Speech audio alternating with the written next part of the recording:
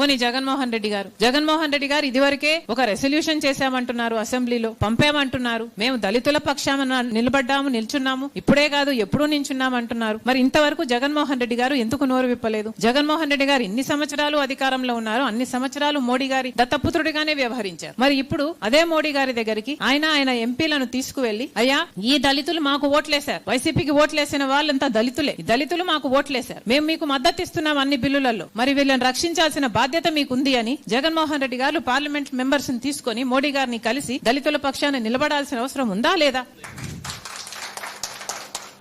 ఇక ఎవరూ నిలబడకపోతే ఇక దళితుల పక్షాన ఎవరు నిలబడతారు? ఇవాళ మేలు ఎలా జరుగుతుంది? కాంగ్రెస్ పార్టీ తరఫున అయితే మా స్టాండ్ చాలా క్లియర్ గా ఉంది. జేడి సిలమన్న గారు చెప్పినట్టుగా 1996 లోనే పివి నరసింహరావు గారు ప్రధానమంత్రిగా ఉన్న రోజుల్లోనే కేబినెట్ లో దీన్ని ఆమోదించడం జరిగింది. దళిత ఎస్సీలకు ఎస్సీ స్టేటస్ ఇవ్వాల్సిందే అన్న విషయం అప్పటి నుంచి ఈ పోరాటం జరుగుతుంది. కేబినెట్ లో ఆమోదం చేయడమే కాదు, పార్లమెంట్ లో దీన్ని టేబుల్ కూడా చేయడం జరిగింది. ఆ తర్వాత కూడా జస్టిస్ రంగనాథ్ మిశ్రా గారి కమిషన్ వేసింది కూడా కాంగ్రెస్ పార్టీయే. దాని రిపోర్ట్ వచ్చిన తర్వాత దాన్ని అమలు చేయాలి అన్న ఉద్దేశం కూడా కాంగ్రెస్ పార్టీకి ఉన్నింది. ఆ రిపోర్ట్ లో చాలా స్పష్టంగా చెప్పడం జరిగింది, ఎస్సీలను, క్రిస్టియన్ ఎస్సీలను కూడా ఎస్సీలుగా పరిగణించాలి. ఎందుకంటే వివక్ష అన్నది ఒక వాస్తవం. వాళ్ళను అలా పరిగణించకపోతే వాళ్ళకు అన్యాయం చేసినట్టు అవుతుంది అని చెప్తూ పారాగ్రాఫ్ 3ని వెంటనే ఎలిమినేట్ చేయాలి అన్న విషయం కూడా కమిటీ చెప్పడం జరిగింది. అంతేకాదు కులానికి మతానికి లింక్ లేదు కాబట్టి దీన్ని ఎస్సీ కులం నుంచి మతం అన్న దాన్ని టోటల్ గా డీలింక్ చేయాలి అన్న విషయం కూడా రంగనాథన్ కమిటీ చాలా స్పష్టంగా జరిగింది. ఆ తర్వాత 2009 లో రాజశేఖర రెడ్డి గారు ముఖ్యమంత్రిగా ఉండగా అసెంబ్లీలో తీర్మానం చేసి అది కూడా కేంద్రానికి పంపించడం జరిగింది. నాకు ఆ రోజుల్లో చాలా బాగా గుర్తు. నానైతే చాలా సార్లు చెప్పడం కూడా జరిగింది, దళితులకు ఇది చాలా అవసరం, దళిత క్రిస్టియన్స్ కు మనం ఇది చేయాల్సిన అవసరం ఉంది. సోనియా గాంధీ గారిని, మన్మోహన్ సింగ్ గారిని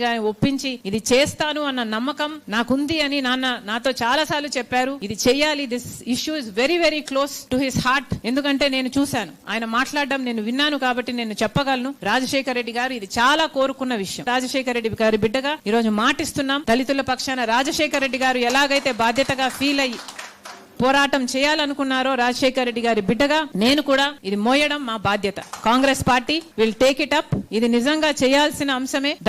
దళిత క్రిస్టియన్స్ ఎస్సీ హోదా కలిగి ఉండాలి. పారాగ్రాఫ్ 3ని ఎలిమినేట్ చేయాలి. కులానికి మతానికి సంబంధం ఉండకూడదు. కాబట్టి కాంగ్రెస్ పార్టీ తరఫున మేము ఇవన్నీ కూడా కేంద్ర ప్రభుత్వాన్ని డిమాండ్ చేస్తున్నాం.